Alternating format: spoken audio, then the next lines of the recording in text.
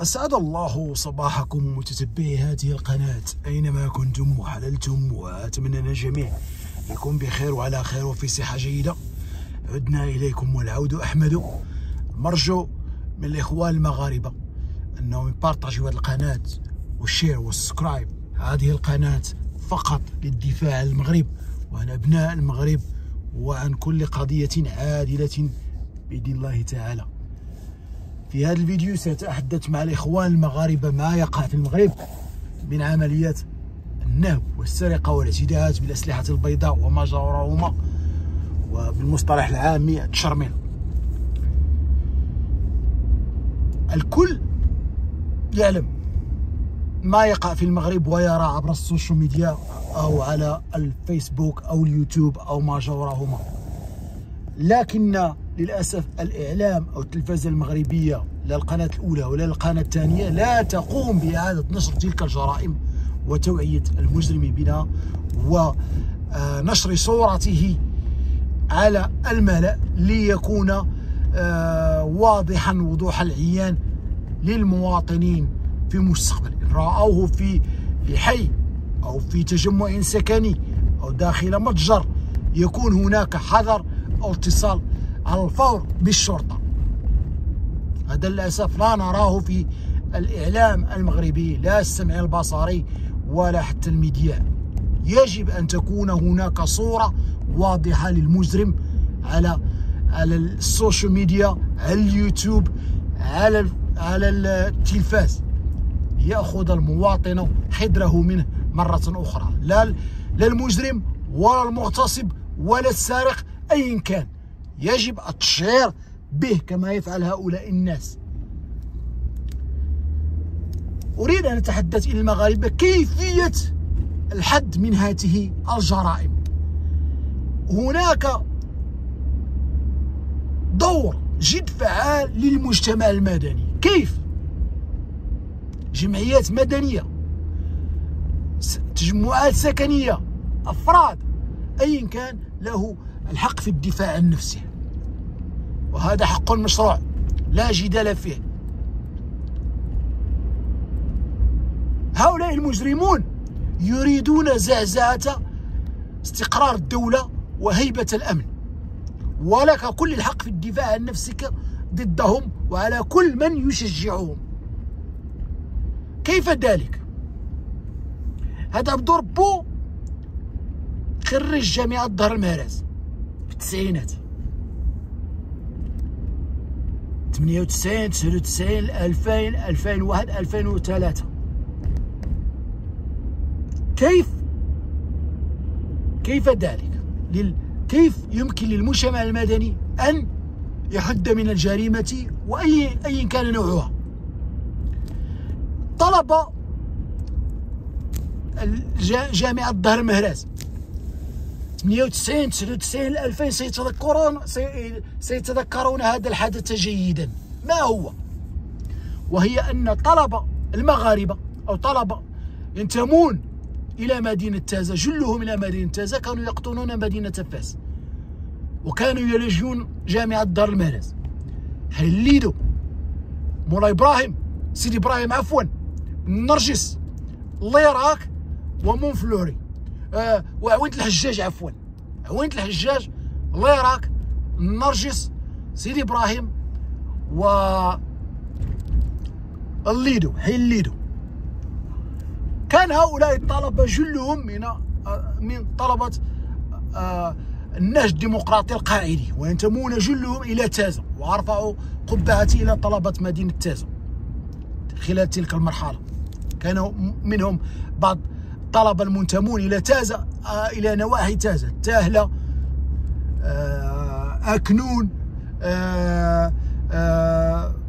قبائل تازة، وكانت لهم دور فعال في الحد من الإجرام وحد من الجريمة والحد من انتشار المخدرات داخل الحرم الجامعي. أرفعوا قبعتي لهم، إذ كانوا ضربة قاضية للمجرمين داخل الحرم الجامعي أو حتى في بعض الأحياء. هذه الأحياء التي ذكرت، عوينة الحجاج، الله يراك، سيدي إبراهيم والنرجس. وكان آنذاك في التسعينات دور فعال كذلك للمجتمع المدني في فاس، وخصوصا مونفلوري والعراق والنرجس، إذ قامت بعض الجمعيات، وهذا ترفع له القبعة، الجمعيات المدنية آنذاك بمساعدة الأمن واستتباب الأمن في مونفلوري فعوينة الحجاج، إذ كانت عوينة الحجاج من أخطر بؤر الإجرام والتجارة في الممنوعات، لا المخدرات ولا المشروبات الكحولية كان لها دور جد فعال في ذلك، إذ أثبتت هذه الجمعيات والمجتمع المدني، طلبة قاعديين ينتمون إلى مدينة فاس، إلى مدينة تازة، من مدينة تازة ويستقرون بمدينة فاس، وسكان عوينة الحجاج وسكان العراق والنرجس في القضاء على الإجرام بكل أنصافه والسرقة بكل أنصافها. نحن كطلبة مدينة تازة شاهدين على دور المجتمع المدني، لا سكان لا جمعيات، في القضاء على هذا الإجرام في هذه البقعة، يعني عوينة الحجاج، العراق، النرجس وسيدي إبراهيم، إذ أثبت المجتمع المدني دوره في استتباب الأمن. كما قلت طلبة ترميرز خلال هذه المرحلة ما بين 98 99 2000 2001 2003 يشهدون على هذه البادرة، وأثبتت جديتها وفعاليتها مع الأمنيين كذلك، وكان دور الأمنيين كذلك فعال في خلال هذه المرحلة. إدريس البصري رحمه الله والحسن الثاني 98 99. لكن ما تم استتباب الأمن في هذه المناطق حتى تدخل بعض الجهات ومنعت دور المجتمع المدني في الحفاظ على الأمن. السؤال من كان وراء هذا الفعل؟ الله أعلم. تدخلت جهات معنية ورفضت هذا الدور بحجة أخذ الشرع، لكن لم يكن هناك لا أخذ شرع ولا كذا، فقط لحماية الأحياء الشعبية من خطر الإجرام، المخدرات، السرقة وما جورهما. وكما قلت أثبتت فعاليتها بكل قوة. من هذا المنبر أناشد المجتمع المدني، جمعيات مدنية، سكان، أحياء، تجمعات سكنية، بمساعدة الأمن، لأن اليد الواحدة لا تصفق. الأمن له مهامه وله تدخلاته، لكن المواطن للأسف لا يساعد، فقط يأخذ جهاز الآيفون أو ما شابه ذلك ويأخذ صورة ويضعها على السوشيال ميديا. على المجتمع المدني في هذه اللحظة بالضبط. لماذا في هذه اللحظة بالضبط؟ لأن المغرب الآن يعرف نقلة نوعية جد هامة على المستوى السياسي، على المستوى الإقليمي، على المستوى القاري، وعلى المستوى الوطني، لأن هناك جهات قد تسعى إلى زعزعة المغرب بالمساهمة في نشر الفتنة والإجرام وترويع الساكنة، لأن هناك جارة لا تحب الخير للمغرب، وهذا معروف على الصعيد العالمي وعلى الصعيد الوطني للمغرب. جارة لا تحب الخير للمغرب ولا تريد الاستقرار له، لغرض في نفسه يعقوب، وهو الولوج إلى المناطق الصحراوية وفتح معبر عبر المحيط الأطلسي. هذا مخطط سعى له بومدين، الشاذلي بن جديد، بوتفليقة، والآن هذا المعتول اللي عندهم الآن ما عرفتش السميه ديالو، بوضياف حاول تصفية القضية، لكن تم تصفيته جسديا، الكل يعلم هذا. خالد نزار التسعينات السوداء في الجزائر، قتل وتهجير وذبح ومجازر في حق الشعب الجزائري، الكل يشهد على ذلك. خالد نزار وزبانيته هم من ساهموا في هذا الإجرام البشع في حق الشعب الجزائري. الشعب الجزائري لن ينسى هذه السنوات العجاف بمعنى الكلمة. سنوات قضت على الشعب الجزائري بمعنى الكلمة، الجيش وزبانيته واللصوص الذين يحكمون الجزائر الآن.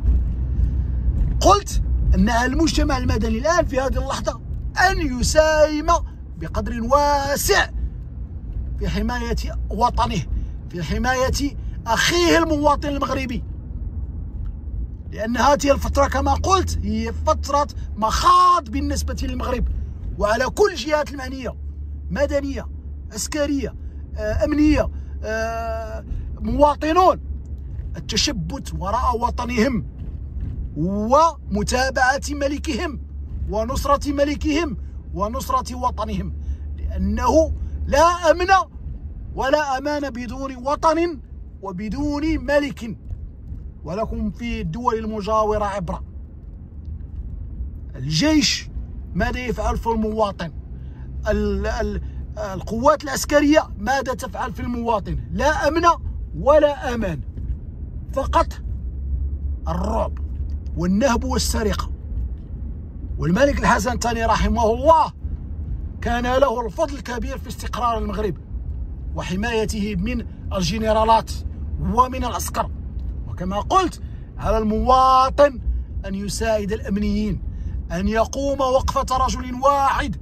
في طنجة مؤخرا قتل شاب خرج معه آلاف من المواطنين لدفنه. لماذا لم يخرج هؤلاء الشباب وهؤلاء المواطنين لمساندته عندما كان يقتل؟ لكم في المنزل كل أدوات الدفاع عن النفس، كراسي، أي شيء في المنزل أداة للدفاع على ذلك الشاب. ولماذا لم يتم الدفاع عنه والخروج لنصرته؟ لن يغير الله ما بقوم حتى يغيروا ما بأنفسهم. عليك بتغيير نفسك وغيرتك وتآزرك وتآخيك مع أخيك المسلم. إن رأيته يعتدى عليه فهلموا لمساعدته، لا تتركوه في معدته.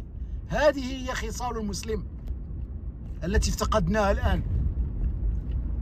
على المواطنين شابا وشابات، هيئات مدنية، جمعيات، مواطنين، سكان، أمنيين، في هذه اللحظة الوقوف إلى جانب المغرب وحماية المغرب وحماية مؤسساته وحماية أرضه وحماية ملكه.